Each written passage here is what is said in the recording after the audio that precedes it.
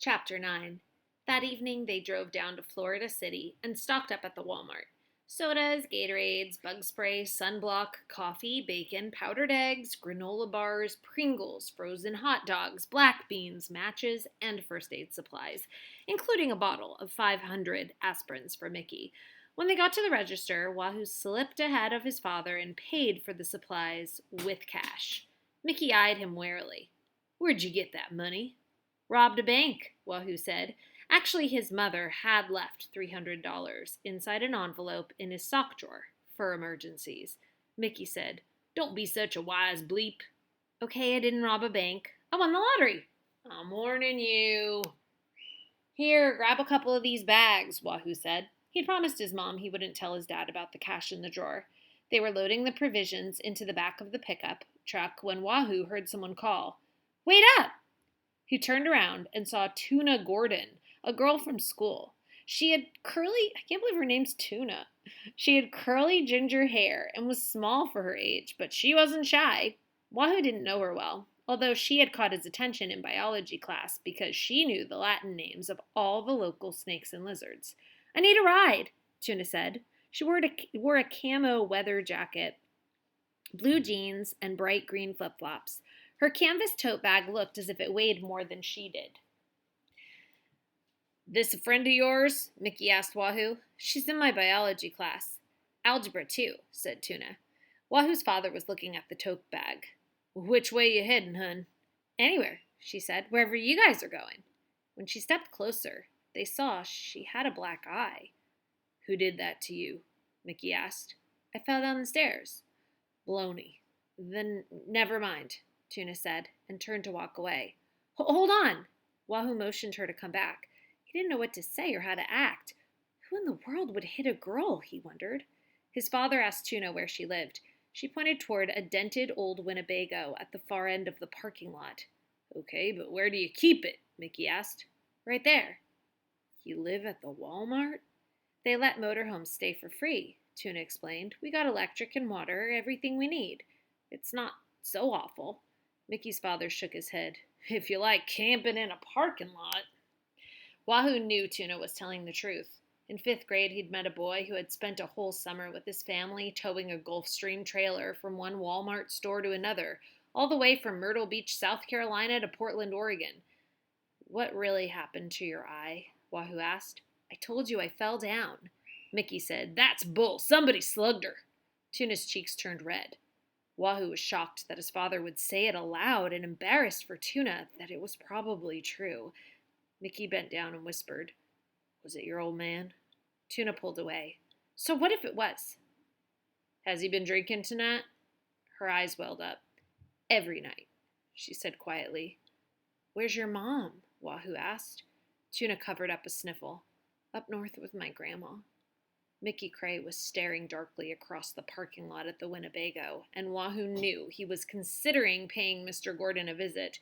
Such a confrontation could only end badly with police cars and ambulances. Wahoo's father had absolutely no use for creeps who's beat on small animals, especially kids. "You're coming with us," Wahoo said to Tuna, "on a real camping trip." Her eyes brightened. "Seriously?" "We're heading out to the Everglades for a few days." "Sweet," Mickey said. "I'll be right back," and started striding toward the camper where Tuna's father was drinking. Wahoo ran up and cut in front of him. "No, don't!" "He's got a gun," Tuna said. "By the way." Mickey frowned. "Then somebody better take it away from him." "Stay out of it, Pop. She's safe now." Wahoo unclenched his father's right hand and pressed a $20 bill into it. "What the bleep is this for?" "Now that we've got company, we'll need more food for the trip," Wahoo said. He looked over at Tuna. "You like Coke or Mountain Dew?" "Anything's good," she said. Wahoo gave his father another $5. "Mountain Dew it is." Mickey shoved the cash in his pocket and muttered, "You two wait in the pickup." Then he trudged back toward the Walmart.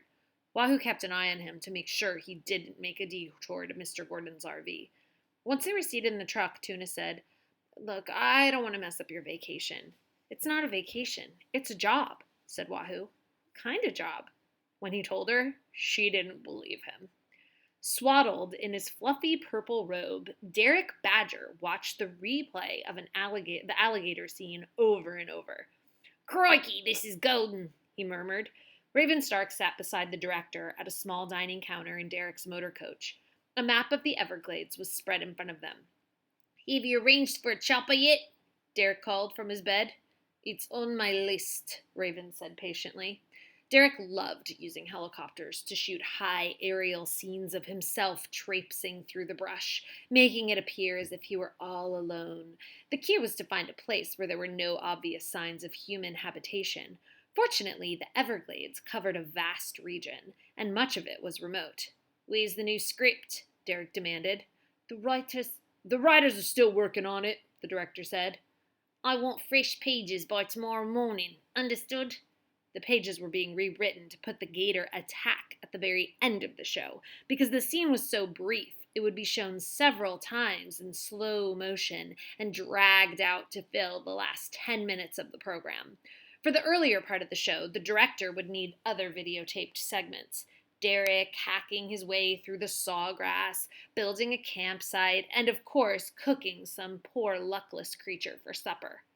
"What about using your face-to-face with the snapping turtle?" the director said. "It's really not so bad." "I told you to erase that," Derek exploded. "All right, consider it done," the director said. Although he had no intention of destroying the turtle tape, the nose-nipping scene would be digitally added to a secret DVD of Derek's spectacular blunders that would be played on a giant flat-screen TV when the crew of Expedition Survival held its annual end-of-the-season party, which Derek never attended because he considered himself too important. The DVD was always the high point of the evening. Even Raven had found herself weeping with laughter. She wasn't laughing now, scanning the map of the Everglades. At first, the Muskogee tribe had agreed to let Expedition Survival base its operations at one of the settlements along Tamiami Trail. Unfortunately, Raven had just been informed by a tribal lawyer that Mr. Badger and his crew were no longer welcome. "Because of the incident involving the Navajos," the attorney had explained stiffly. "We found out about it on the internet." Raven had grimaced at the memory. Derek had been doing a cave camping scene in New Mexico when he'd brainlessly decided to use an ancient Navajo prayer pipe to scratch an itch on his back. The sacred relic had snapped into 3 pieces, greatly upsetting the tribal leaders. Derek had been ordered to depart the reservation and never return. Now, on the eve of the Everglades taping, Raven was scrambling to find a new place to use as the headquarters. The director tapped a place on the map. "What about here, down in Flamingo?" Raven frowned. "That's in the national park." "So what? Call 'em." "I think we're sort of on some blacklist." "You're joking," the director said. "Because of what happened at Yellowstone? Geez, that was 3-4 years ago." "Not my fault," Derek protested from the folds of his robe. "I didn't know it was a bloody eagle's nest." That wasn't true. Everyone on the set had warned him it was an eagle nest. Before climbing the old cottonwood, he'd strapped on his helmet cam, thereby making sure that the whole idiotic crime had been recorded. A park ranger who'd arrived during the fiasco retrieved the eagle egg as soon as Derek descended from the tree, depriving the survivalist of a tasty breakfast omelet and possibly a prison term. For disturbing a federally protected species, Derek had been slapped with a $10,000 fine that was hastily paid by the producers of Expedition Survival. Miraculously, the story had never leaked out to the media. Everglades National Park was a long way from Yellowstone, so it seemed possible to Derek's director that the authorities in Florida were unaware of the nest robbing incident. "Fine," Raven said. "I'll call the park superintendent and give it a shot." Her lack of enthusiasm annoyed Derek. "Be sure to tell him we're the #1 rated survival show on TV." "Right." "Broadcast twice a week across all 8 continents." "8 continents," whispered the director. Raven put a finger to her lips. "Let it go." Derek beckoned them both to his bedside. "This is pure gold," he said, touching the replay button again and setting the alligator scene in motion. "It's a once-in-a-lifetime near-death experience." Neither Raven nor the director could disagree. If it weren't for Mickey Cray, Derek probably wouldn't have survived the struggle with Alice. The race to the show, he said dreamily, was all built up to this incredible, heart-stopping moment. We'll spare no expense. Raven waited for Derek to finish savoring the replay so that she could have his full attention.